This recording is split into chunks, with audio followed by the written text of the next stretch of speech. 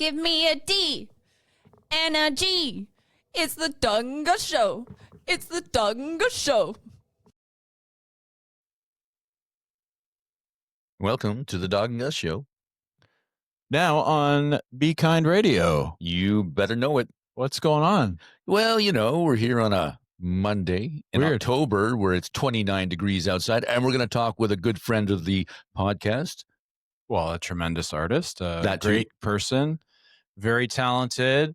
Gave us like probably the best music lesson I've ever had the first time we spoke to him. Well, it made me feel stupid. I was quite dumb after all that, Yeah. but then if I was way smarter after. Yes, we learned things. Shall we introduce him? No.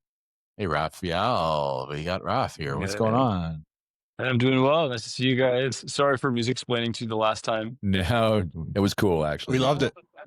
We talk Okay, I'm we glad. talk about it quite often with other people because when we're having a chat with somebody, it's like, you know, basically it was early on in our podcasting days and you came on and sort of gave us a beautiful lesson. And I've got some great questions to go on that, but tell us amazing. about what's going on. You're outside enjoying the nature. This is the best lighting you can get. Yeah, it's true. I'm using this incredible studio light called the Sun. Cost me a pretty penny. And yeah, it's a very beautiful October day. I was just filming some content, actually, like all musicians nowadays, for the new album. And we'll talk about this new album. It's a record called Lifeblood that I released this past Friday. And it's by far the most ambitious thing I've ever done as a musician. It's an incredibly complex and involved record on all levels, not only the musical composition and the recorded tracks, but also the artwork and the physical albums, the LPs, and also the music videos that I shot for the record. Yeah, it's an extremely ambitious project, which has kind of taken everything out of me over the last year and a half. But I'm super proud of it. I think it's the best thing I've ever done musically. And yeah, I'm just very happy that it exists in the world now and that people are getting to finally experience it and that most of my creative and managerial decisions are behind me. That's always a bit of a stressor. But yeah, I'm super proud of the music and the pieces on the record. And I'm going to be performing them very soon on October 24th. I'm going to be doing an album release show for Lifeblood here in Ottawa at Carleton Dominion Chalmers Center. And it's going to be a big show. It's a beautiful venue. So I'm sort of gearing up for that now since I launched the music and that's out and it's in the world. Now I can focus a bit more on the show. I saw the album cover. It's freaking awesome. It's really cool. Oh, it's so cool looking. I just like, oh my God, and then you've got the album itself is it's kind of different colors, right? If I noticed. Yeah, that's right. Well, Yeah. I have a really nice vinyl edition, which features a gold splatter on purple, which looks amazing. It looks so good. The album cover itself is a sort of conceptual image that really centers around the thematic content of the record.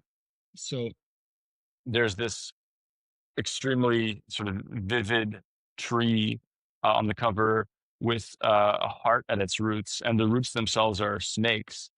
And there's this kind of beam of light coming from the center of the tree. And it was an image that came to mind for me when I reached out to the artist who did all the artwork for the record. His name's Mahi, and he's from the Maldives, actually. And I worked with him on 2 records in the past with my group Camancello. And I really love his work. He uses these incredibly vivid colors, really intense contrast, and tons of detail, like super intricate details. So I really wanted to have him for this because I felt that musically I was doing something very similar. I think that the pieces on the album contrast quite strongly with each other, but also they're very intricate, very detailed. They required a ton of time to execute in the studio to really do them justice. So I came to Mahi with this concept of basically an autobiographical record because I feel that Lifeblood is sort of my most personal album yet. So I really wanted to kind of tell my story with the music, but also present a narrative that I thought would be relatable to other people, that would be emotionally resonant for them also. So I came up with this idea of this tree with the heart at its roots, and the idea is that Lifeblood represents my relationship with music. That music has been my life force in all the seasons of my life, and has given me everything. And in return, um, I am completely devoted to it, and I feel that I'm a servant to the music, and it's like my mission in life to be the best musician I can be, and to say something interesting, and hopefully create something beautiful, and make a contribution in that way. So it's sort of like music is the life force. It's the lifeblood. It's what sort of gets you up every morning and gives you a sense of purpose and drive. And it's the thing that carries you through to the finish line. Gets you up that mountain climb of whatever. In this case, it's the record, but there are various like parts to the mission. So the tree kind of represents the flourishing of art and the moments of inspiration that you feel when you're creating a new piece of music, when you get an idea and it hits you, and you have this kind of visceral feeling like it all sort of clicks, and you just sort of know intuitively. Um, so it's about inspiration. It's about this kind of feeling of transcendence when the music plays itself on stage, and um, you feel like the spirit is flowing through you. But it's also about the struggle of being an artist and the dark side, and the ways in which um, sort of power and influence as an artist can corrupt you as well. And there's this sort of consuming intensity and ambition, wanting to become more popular, become a better musician, to become more known, to sort of elevate one's career. That can also be a sort of a corrupting force, and that there's this sort of dichotomy between those two sides. There's the light and the dark, and I really want to present this sort of duality, this contrast, not only with the music on the album, but also the visuals.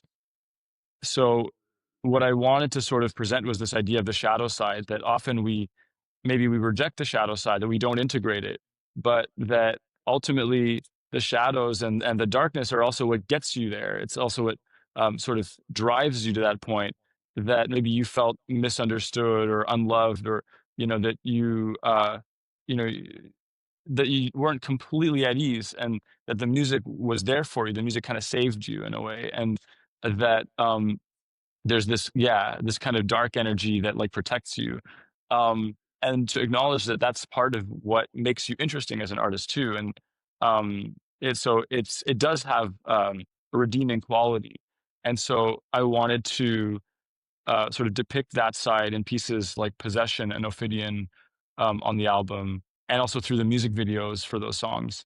So really, it's about integrating the shadow, and sort of showing that it's part of the tree as well. Even though for an audience, what they see primarily is the tip of the iceberg. They see sort of the beautiful part, like the finished product, but really there's a lot more to it than that. And I wanted to kind of illustrate that dynamic, the sort of as above, so below um, dichotomy, I guess you could say.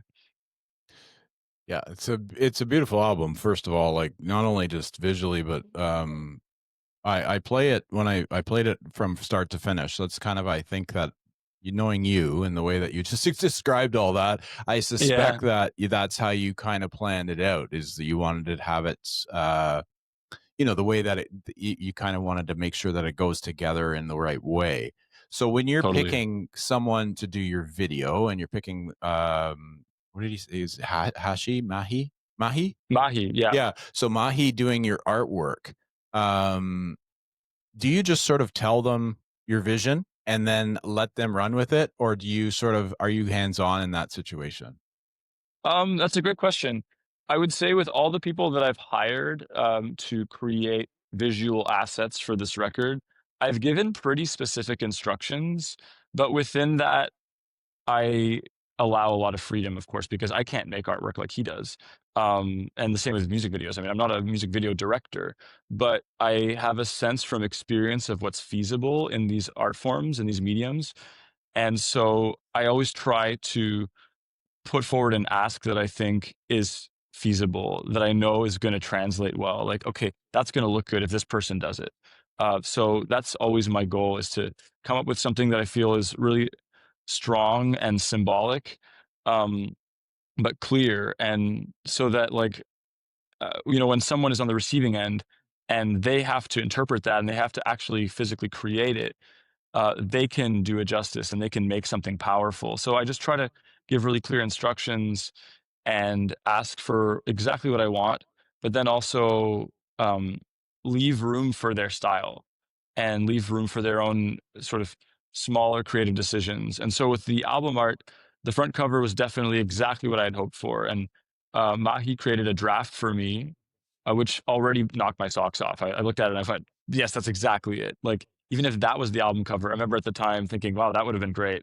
But then he totally just took it to the next level with the finished version. And then I also commissioned him to create 4 other pieces, which are in the inside of the record and the booklet.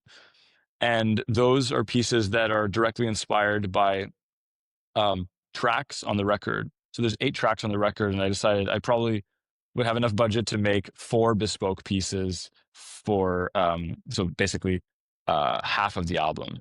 And I thought about which pieces evoked the strongest visual symbols, and then I asked him to create artwork for those. So there's a piece called Ophidian, and Ophidian refers literally to the order of snakes. So that was very easy. I just said, if you can make something kind of serpentine with coiled snakes, and he came back with this really cool sort of intertwined snake design. And then there was Pyre, where it was kind of a piece about catharsis through sacrifice. And it was almost this idea of having to sacrifice part of your life, like your past life, or someone that you hold very close to you, who is very important to you, and having to let that person go to move to the next chapter, and how painful that is, but how necessary it is as well. And so I wanted to have these 2 hands reaching out to each other, and one of the hands is reaching out of a fire, essentially. Um, and yeah, he encapsulated it perfectly. Like, it kind of carried all of the emotion that I wanted it to. It was really beautiful. And then for the track Labyrinthine, I wanted this person's head kind of cut open, and there's like a cross section revealing like a labyrinth inside their brain, basically. And again, he nailed it. And then the Glimmering, for that track, I think that he kind of took um, his own approach a bit more. I was a bit more hands off, and what he did was absolutely transcendent. It was just, yeah, it just blew me away. So the main thing is to, I think, give clear instructions, but also allow room for sort of happy accidents and surprises. And I love that. I love, like, not being too controlling or micromanaging. I mean, I hate it when I work for people and they're that way. So, I like to have freedom when I'm being hired, and I try to provide the same amount of flexibility and latitude to people who are working for me. Now, when you were, I had a couple of questions in my head at the same time. Mm. When Mahi was doing the artwork, did you allow him to listen? Did he get to listen to the album to get inspiration that way as well? Yeah, absolutely. So I sent him what I had essentially mixed on the album. So when I reached out, the record was still a ways from being done. Um, there were a couple of songs that were closer to a final mix, but basically I sent him as much of it as I could in the moment so he could get an idea, which is really good, because, like, I think that sort of helped to guide him and inspire him, and he really went for it. Like, I feel that it's some of his best work, actually. And I think that he getting a little louder here. Um, I feel that he really applied himself. Like, he really cared a lot about this project. And I've been fortunate in that pretty much everyone who I've worked with on this record, in every capacity, has given it their all and has really gone above and beyond and believed in the project. And I think that's really what you need when you're doing something ambitious and challenging, is you need people to get behind your vision, because that helps to carry the whole vehicle forward. Otherwise, you're just dragging dead weight. You know what I mean? Like, of course, if it's your project and you're the one hiring and you're the one sort of initiating, then you you need to make sure that you are responsible because the buck stops with you. But you still need other people to also pull their weight and really carry it forward. And it's amazing what a difference that makes.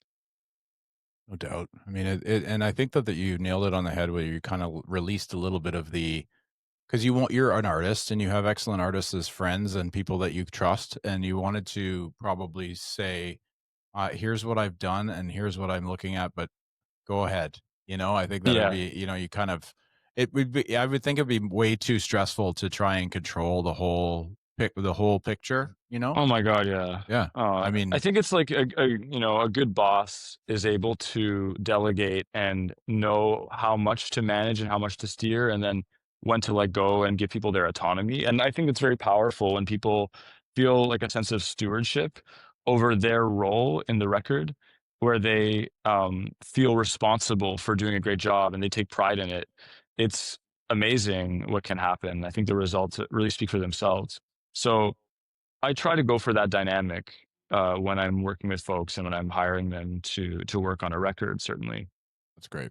Well, certainly a record of this magnitude, right? Like it's essentially your story yeah, absolutely, till now, right? So you to put that trust in people, man, they must understand. They need to understand how special that is that you chose them to help bring this to life for you. definitely. I mean, I think that one of the really nice things was working on this project and reaching out to people who I really respected and having them get excited about wanting to work on it and really being interested in the music and telling me, "Oh, this is really good. Like, I think that we can make something great with this." That was so reassuring, and I think it was a testament to the work put into the actual recording process that made it feel, I guess, that it came across as being so legitimate to the mixing engineer that I hired, and then the video production companies that I worked with, and the visual artists, and so on and so forth. That um, it really translated for them, and I think maybe gave them inspiration too. Yeah, that's super cool. Are you still working with Leprous?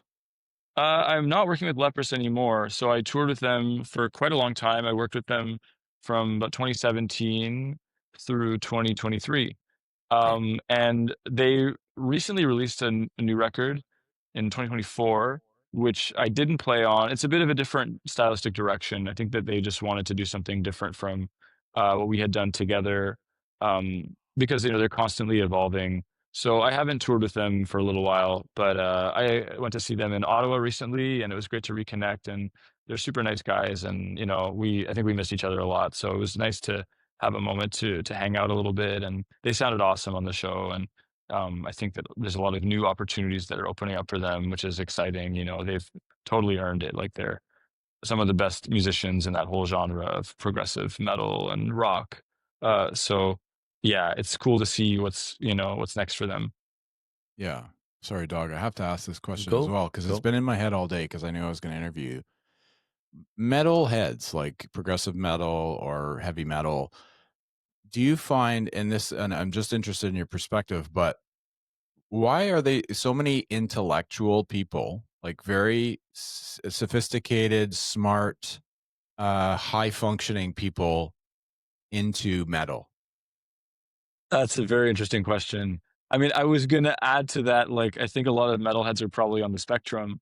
Uh, and then like a lot of metalheads, yeah, usually very sophisticated intellectual. It's like, I think, I mean, like, metal is a special interest. Like, I think it's hard to be a really avid fan of a music a style like that without being highly committed to it and, really hyper focused on it and interested in all the little details. So I think that people who like that music, they just go really deep with it. Like, they want to know everything about it, about all the musicians that played on the records, of, the year an album came out, the sort of the lore around it, or the concepts, or some fun facts. Like, I feel that that's such a part of the culture around metal in general.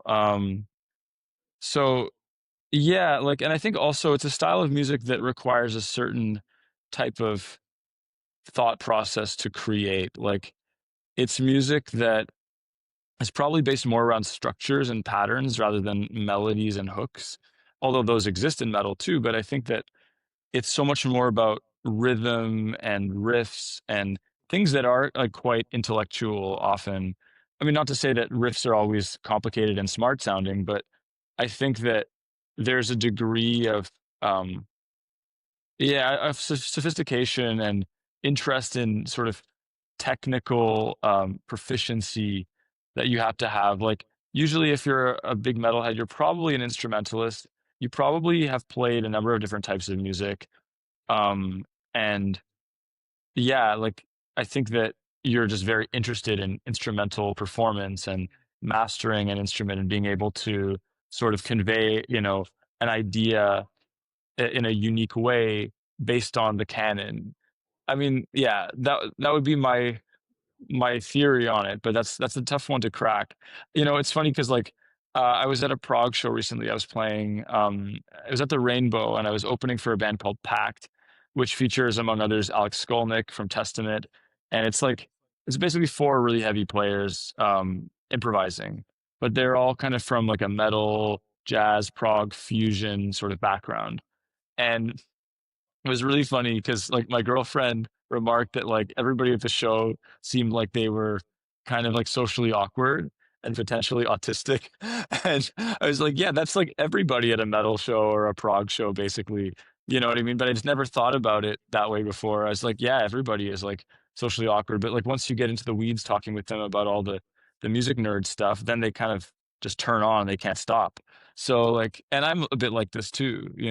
It's like, try small talking with me, and like, you can't get very far, but like, if you ask me about the tracks on my album, I'll talk to you for an hour without stopping. This interviews are probably a good example. That's So there you go. that's what we want here. That's what we're that's what Yeah, we're yeah. looking for. Yeah. Just feed you the content. That's great. Oh, yeah. The less he talks, the better. Yeah, fair enough. Yeah. I think you're on the right path with the whole spectrum thing, because you said structures and patterns, and that's very important. To a lot of, because I work in that field, right? So a lot of they're very structured. They have it's called stimming, right? Like, they have these certain things that they do repetitively and stuff, and that's a pattern, right? So I don't think you're very far off with that analogy. Yeah, I think there's, a parallel. And I can also kind of relate to stimming on some levels. Like, sometimes when I'm in a social setting, like, I need to do something musical to feel okay. Actually, if it's just like drumming on my thighs, or like, doing something like flicking a glass or whatever, if I'm in like a restaurant or something, it's probably pretty annoying for people, but I find that, like, it helps to ground me a little bit. So yeah, and that's the I can reason relate for to it. that. Yeah, exactly. It's the reason. So, It's to because you're getting overloaded with stimuli, and and a lot of people, depending on what they're doing, it helps them ground themselves so that they can continue on with their day. And sometimes right. it gets a little out of hand, but I mean, yeah, I can see that for sure. Yeah. Yeah. Very interesting. Yeah. Yeah, it is an interesting concept. Which track would you say was the most difficult for you to write on the new album? Difficult to write, Labyrinthine. Yeah. I think that goes without question. So that track is one of the older pieces on the record. So Lifeblood is kind of interesting because I thought initially that it was a collection of older material that predates my first record, Worlds Within, but actually it's a kind of a mix. So I would say that the back half of the album is older pieces that predate Worlds Within. So Labyrinthine, Netherreal, and Winterlight for sure are older pieces. And then Lifeblood, Possession, and Ophidian, and Pyre actually are all pretty new. They're pretty recent. So Labyrinthine, I wrote originally in 2016, and it was the first piece I ever wrote that featured live looping. And now, of course, I use live looping in like almost all my pieces. And it was a piece that was always difficult to execute live, and it has a lot of repetition and a lot of changes. There's like many, many different sections. I think it's probably structurally the most complex piece on the album. And I was always trying to make it feel interesting throughout its runtime. And it's also the longest piece on the record, clocking in at like 10 and a half minutes. So I rewrote quite a big portion of that piece.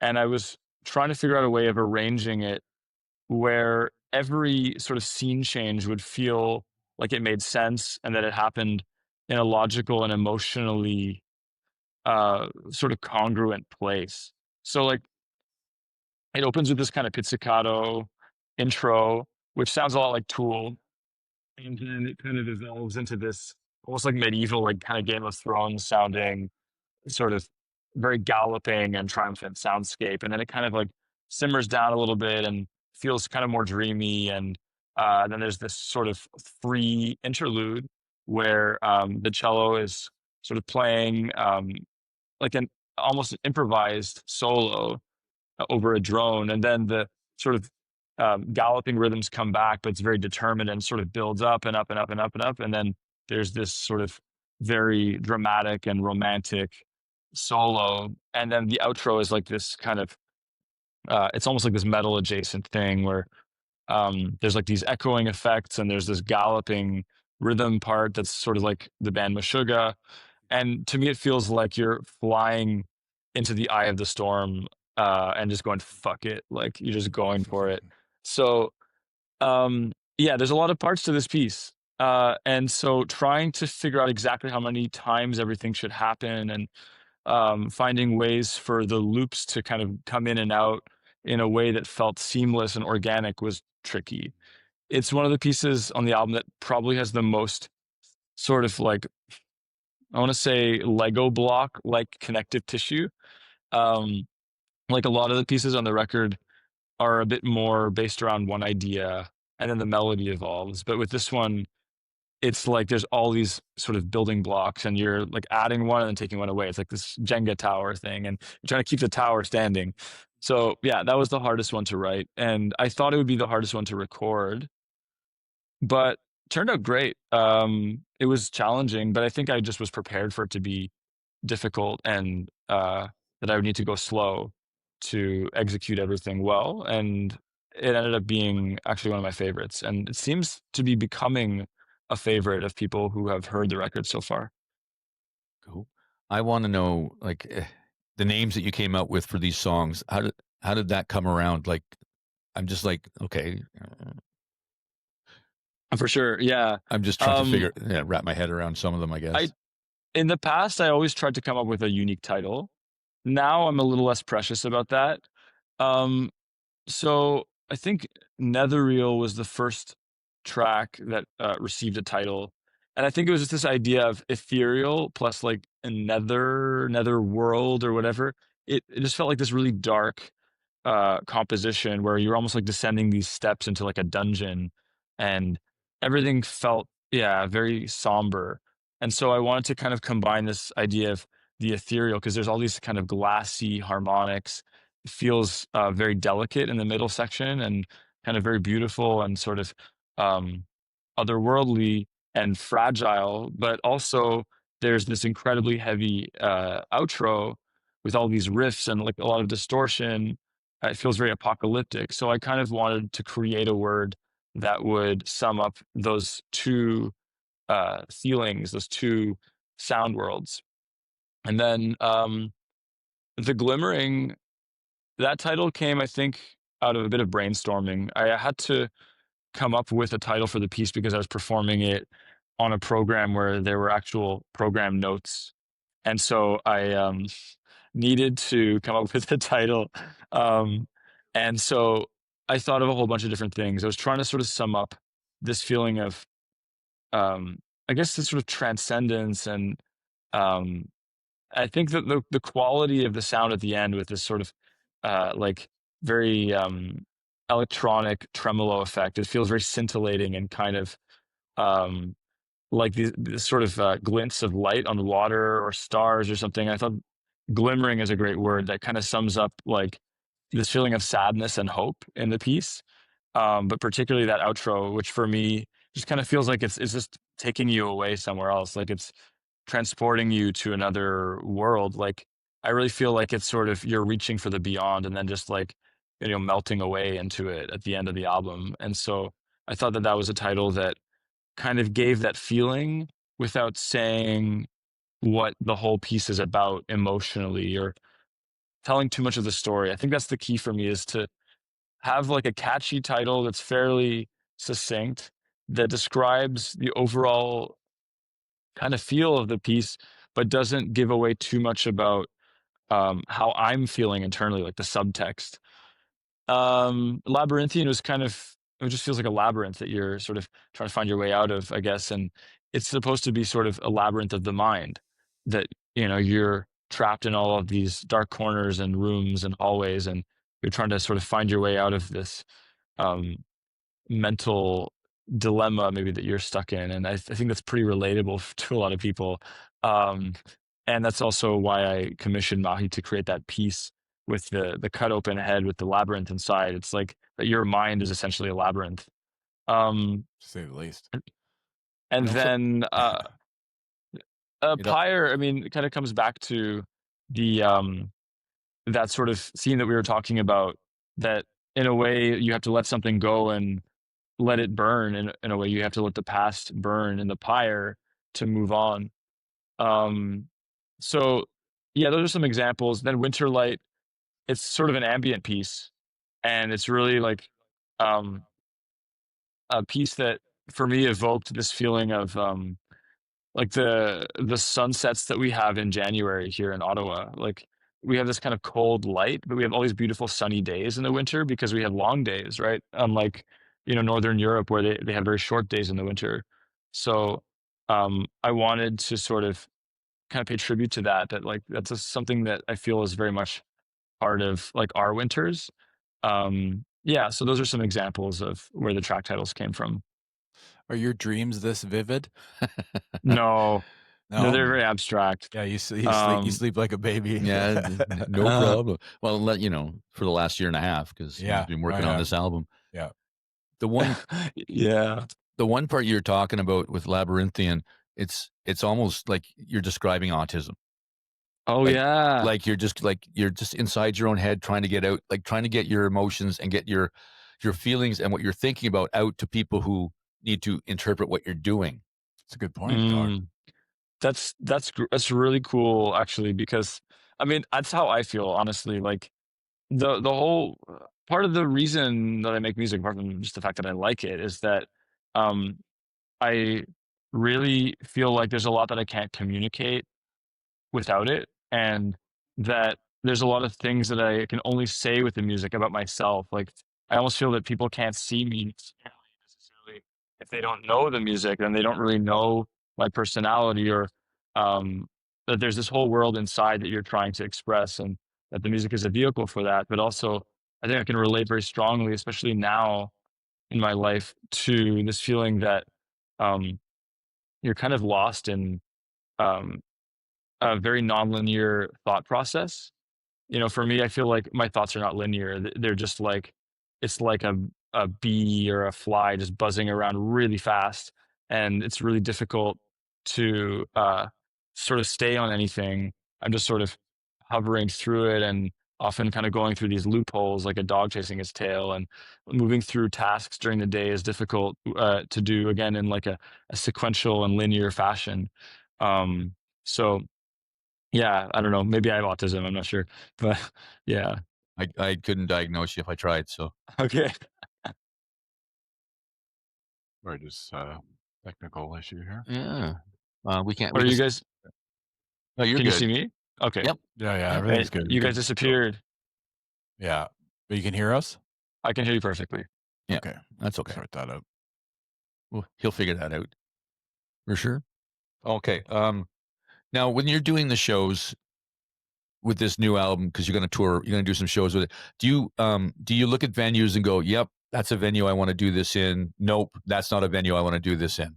Definitely. That's a great question. So I would say for this record in particular, I wanted to do the release shows in more epic venues because it's kind of an epic record, and it's sort of synonymous with the very ambitious, trying to go bigger, sort of all in MO that I've taken with everything.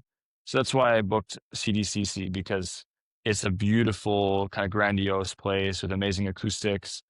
It looks really good. It sounds really good. It's a big space. And I think my cello, I mean, I've played in there before. Yeah.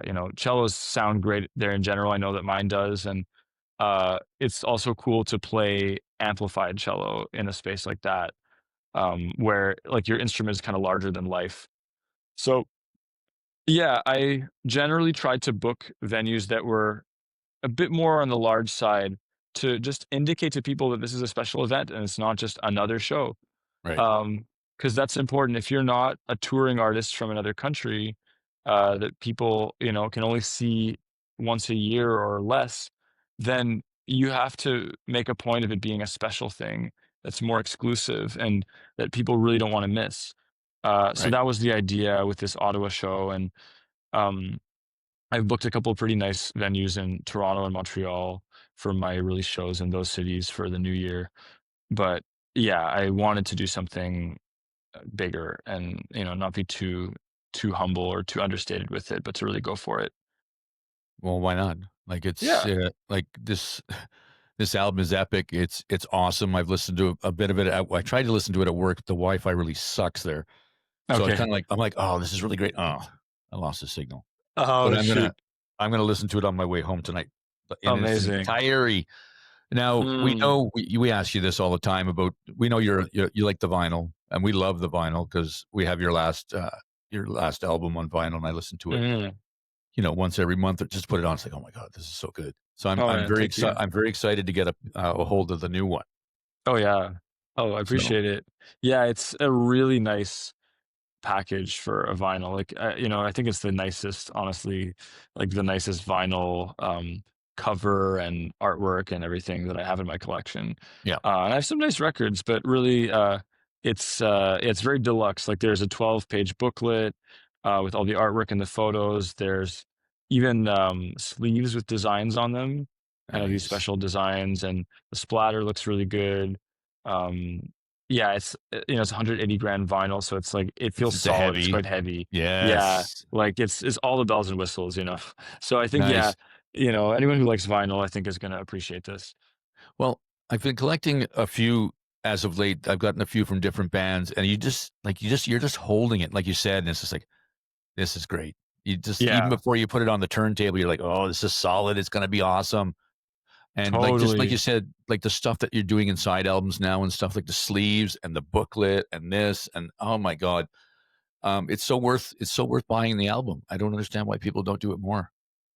I mean, I think once they see it, they go, "Oh wow, that's like a Yeah. nice thing to collect. Like that's a nice thing to own." But I think the key is just to kind of really go all the way with it, like Yeah. to commit to having a really nice physical record that has great artwork. That it's really something that people want to have in their home, because it just takes the music that much further. But you just give them no reason to not want to have it because it's like, wow, that looks so good, you know. Exactly. So that's just been my approach. It's like, okay, we'll just make every aspect of it look awesome and see where that takes us. Oh, it's gonna be epic. I know it is. Now you're playing. You said you book shows in Toronto and Montreal. Anywhere else in the plans? Are you gonna go both to both Yeah. coasts, or what's going on? Um, I mean, as of right now, I don't have anything in Western Canada or in Eastern Canada, like the Maritimes. Yeah, I have shows in Toronto, Montreal, Kingston, Chelsea, Quebec. This is all in the new year. But I'm touring in the UK a bunch, so I'm going to be going there in November, doing a few shows in the southwest of England, and then I am doing a show out east in Halifax in December, but that's actually Worlds Within, not Lifeblood. But that's Okay. cool. I'm getting to do the whole album out there. And also in February, March next year, I'm doing another UK tour, which is going to be partly with James Wilton Dance. They're an amazing contemporary dance company that I've been working with for the last little while. I did a tour with them this past spring, which was awesome. And I'm going to be going back to do the same show with them, but I'm also going to be doing some solo shows where I'll play the material from Lifeblood. So that's Are the they plan for now. And then there'll be some European shows after that, but nothing announced yet. cool? Now with the shows in the UK, are you looking at like maybe cathedral type places, or is it gonna be? It's a mix. So Yeah. um, the shows with the dance company are in theaters. Okay. Um, but I'm also doing a bunch of solo concerts, which are kind of in a range of different types of places, like art centers and village halls, and there Okay. are some churches. Yeah, it's a bit more of a mix, but yeah, some cool spots actually. So I'm excited. I think it's nice also to get to visit all these new places and a lot of smaller places that I would never have gone on a tour with Leprous, for instance, or we would have Mhm. played primarily in bigger cities. Yeah. So that's pretty cool. Yeah, absolutely. Your girlfriend, is she not a dancer? She is a dancer. That's right. Yeah. Yeah, I remember that. Yeah. Is she in the tour? Is she in the tour group that's going? Are you going with or? So she is in the show that I'm doing in Halifax. So the Worlds Within show.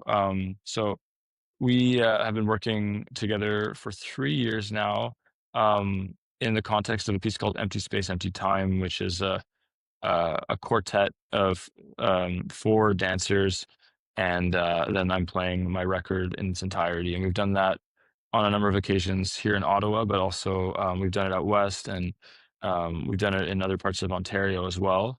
So we haven't done this show in a while, so it's going to be cool to bring that back and do it in Halifax. I've actually never played a show in Halifax, so that's No. like kind of long overdue. And she's from there too, so that's pretty cool that we get to play her Wow. hometown. Yeah. Well, that's awesome. So you're going to be in like Halifax, and the venue is. It's the Sir James Dunn Theatre. Yeah, and it's part of live art, live art dance, I guess, at Halifax. So yeah, it's like a sort of series slash festival, I believe. And yeah, that'll be in December. Very cool. The man never stops. I mean, people just keep throwing stuff at me, so And you I keep just saying try to- yes, please. Yeah, there's a lot of cool opportunities, and also you never know sometimes with these things. Like there's often really cool things that you don't expect to be interesting, but you show up and then all of a sudden it surprises you and you realize, oh, that was well worth it, or it led to something very fortuitously that you could never have planned. So it really, it really pays to show up and, be on the scene.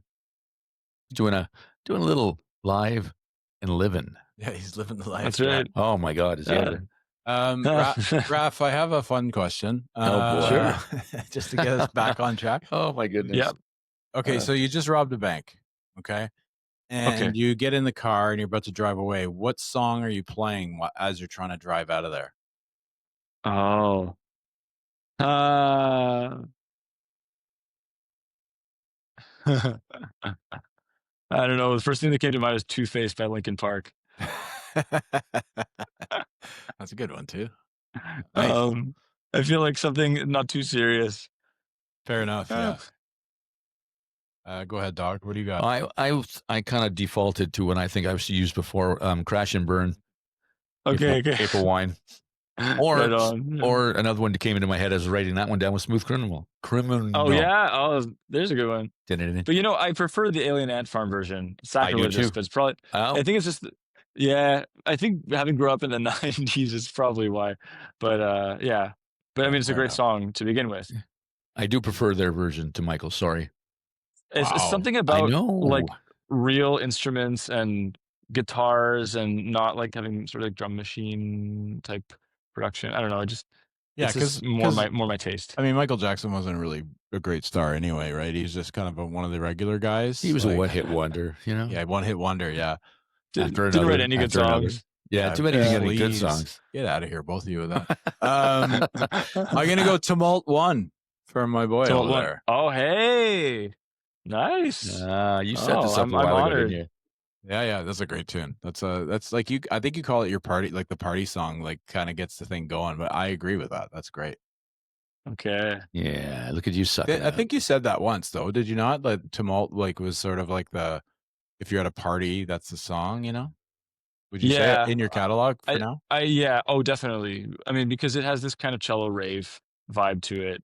It's got like the sort of driving beat. It's very active. It's got these sort of low pulses. And it's a bit trippy sounding. Yeah, I mean, especially when I released that record, I think that was definitely the party piece. Now with the new record, it's like the first 3 tracks I think are all kind of bangers like Yeah. that. get you going. Lifeblood, is a good one. It's got like that sort of electronic element too. Um, yeah, Possession is it's kind of a bit slower, kind of slow and sexy. Ophidian is like also it's like a banger. It's kind of got this almost a reference to reggaeton actually.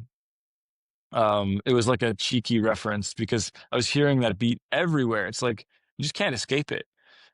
So I thought like it would be funny to write this really metal cello composition, but to have that rhythm like embedded in it. But yeah, so it's kind of interesting to like flirt with things that are much more sort of mainstream that you hear everywhere that are very ubiquitous, but to conceal them, you can kind of hide them in a way where people don't really notice. I mean, I have a very sort of niche audience. And they like stuff that's more out there and um Experimental. not too commercial, I think, in general. I'm sure there are those with their guilty pleasures, but they would consider them as such. So I always try, I think I come from the same sort of place with music, and so I do try to cater to them in that way. It's important to retain some integrity and do stuff that's sufficiently edgy and out there. Yeah. I can hear a cello in Smooth Criminal. Alien Ant Farm. Well, I mean, Two Cellos did it actually. Yeah. That's See? like that was their claim to fame. They covered Smooth Criminal and then they blew up. Yeah, and everybody just ride in the back of Michael Jackson. Okay, guys, here we go. Yeah. I No, mean, it's true. He was a great songwriter. yeah, he was. Yeah. What's your favorite Michael Jackson song? Oh, that's a tough one. I don't know if I have a favorite, but yeah. I'll No, tell you I- mine. I I'll tell you don't- mine. I'll tell you Yeah. mine, just so you have it, and then you can go from there. But it's Thriller, and it's the Oh, reason yeah. being is the video. When I saw the video for the first time as a little kid, I was like, "This is the coolest song ever." Yeah. Right. Well, it would make yes, sense. as well, a it little does kid. because Halloween falls on a Friday this year, and on the Be Kind Radio, we're doing a whole day of Halloween music. And one of the DJs, she does Thriller over and over. Oh and yeah, over. no, she does the drum and bass, and she's like, "So who's playing Thriller? I got to hear Thriller. It's got to be played. It's got to be played." And I said, "It's in the first hour. It's being played in the first hour." Okay. And then another guy's like, "I got a really serious remix of that." I'm like, "Well, play it on your show." Oh man, you guys are terrible. Well, you're not in the chat anymore, so you don't get to I hear left all the this chat. stuff. I couldn't. He left deal with all the it, messages. he couldn't deal with it. So The what's okay? Fine. We'll forget about Michael Jackson for a second. But what's All the right. greatest Halloween song of all time? Ooh, that's a good question. Oh wow. Ooh, When you hear Halloween, like the movie Michael Myers and stuff, in that song that they play, what instrument is being played in that? Is it a violin or is it a cello? I have to confess that I'm not sure if I've heard that. Okay, fair. Okay, yeah, Sacrilege. But I'll listen to it and I'll let you know. yeah. Fair. It may just be a keyboard. To be Well, what honest, it- but what it is That's just be like- possible. yeah. what is the number one, excluding Thriller? Oh, Yeah, excluding Thriller because we have to do that. What is the number one after Thriller Halloween tune? well, because Halloween's such an interesting thing. I would say Monster Mash just because that's for fun, but I would say that you can go to movies and what is this like? I think that movie wise, Friday the 13th, the theme is the scariest theme going. Mm. I'm a big fan of "This Is Halloween" by Danny Elfman. Oh, yeah. Okay. Oh yeah. Okay. Okay. I was gonna say I think that Hall of the Mountain King is the OG Halloween song. That's a good one too. But and Apocalyptica has their own version of that, which is fun. It's pretty crazy and wild. Yeah, I mean, it depends on the mood you're going for, I guess. Mhm. The other thing I think of immediately is like kind of vampire movie soundtracks. Yes, Yeah. like the Lost so- Boys soundtrack. It's not really Halloweenish. Well, that saxophone scene is unreal. Yeah, like I but could it- see Raph doing that. Sorry, with a cello. No Okay, shirt. challenge just- accepted. Yeah. Yep. Accepted. Okay, 80s or 90s is the decade of music. You've answered before, but I'm interested. 90s. Yeah, without even thinking about it. Yeah, but I mean that's because of my own background, and I'm kind of like obsessed with 90s music and movies. So I have a lot of nostalgia for that, and I have a lot of favorite records and movies from that period, and I feel like I'm often trying to escape back into it in a way. Um, and part of this record actually with Ophidian, that particular track, it was all about nostalgia for the early 2000s actually, and particularly the movie Queen of the Damned, which is a very campy movie, but has this great soundtrack. And a lot of people of my generation really, are familiar with this movie, and it's like, oh yeah, Queen of the Damned, had all these cool songs on it, had that like that violin on the beach scene. And I was noticing that a lot of people were commenting on my social media posts where I would play these kind of Middle Eastern inspired cello videos, and they would say, "Oh, your music reminds me of that scene in Queen of the Damned." And I kept on seeing this all the time, and I just thought, okay, I'm just gonna write a song that's like a homage to the movie and almost like a response to my audience, and to sort of try to bring all those elements into a piece of music in a way that could be like a pop culture reference, even though it's like kind of post classical music, you could say. Plus, Aaliyah's in that movie. Yeah. I was probably your first crush, eh? Yeah, probably. She was up there with me. I totally had a crush I'm on her. telling you. Yeah, no doubt. Who didn't? I mean, she was Yeah, stunning. exactly. Yeah. Never saw the movie. No? Well, Nope. I mean, you're not missing pretty- that much, to be honest. No, if it's you not a listen to great the soundtrack. movie.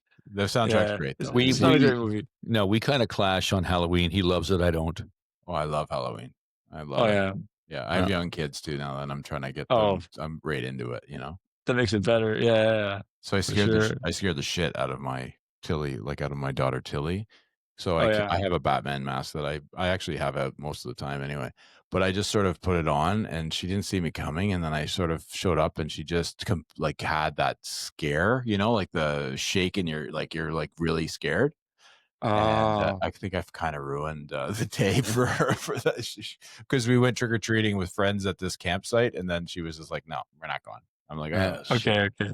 I might have fucked it up." Well done, Dad. Yeah, way to go. Dad moment. So release parties on the 24th Correct.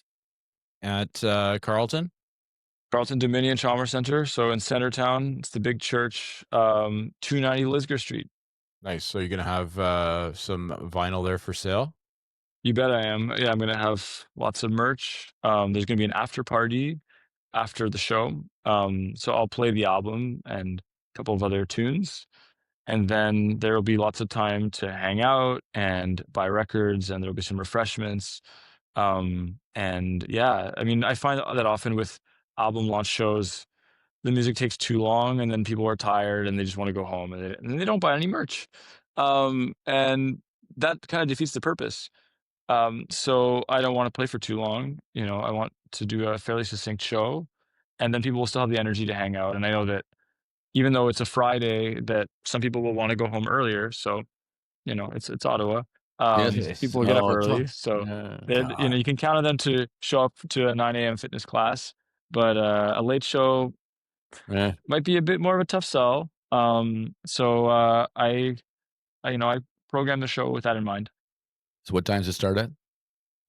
Doors are at 7:30. Shows at 8. Music should be done by 9:30. Lots of time to listen and buy merch. There's no excuses here. No excuses. None. No. Zero. I don't know, man. 9. Oh, well, I will go and buy your album for you. No, Maybe I'm gonna try and go. I'm gonna. Try maybe and go. Raph will sign it for you. Oh, he's better. Yeah, he's gonna. He's If you're really nice, like super extra nice, then maybe. And show up in person to pick it up. Well, how Yeah. am I not nice to you, Raph? I love No, you. I'm just being stupid. I know, it's great. It's great. Have you ever picked him up at a bus stop and driven him home? No, but I No, heard yeah. that was a great Oh. story. That was a great story. Yeah, that was a fun That's true. little thing. Well, that's awesome. You man. must have been tripped out though, and the guy's like, "Get in, get in." It looks like that. We did the show. Yeah. We did the show I together. know. I'm just. Can I not? Yeah. Can I not Oh. just have fun with this for a minute? Sure, you can. Yeah. Go ahead. Well, Raph, thank you again. Appreciate pleasure. you. Amazing album. Thank you so much. Look forward to seeing it played live. I'm going to try on the 24th. I know Dog will be there, but I'll be definitely trying to get there. And Awesome. No, I appreciate it so much. yeah, Yeah, and it's we'll stay in touch, obviously, and keep going, man. Love Okay. it. absolutely. You guys rock. Thank you for having me. It's been a pleasure. And yeah, I'll see you Always. soon. Yeah, buddy. Thank you. All right. Take care. Stay just for a sec, Raph. Dog and Gus, Dog and Gus, Dog and Gus.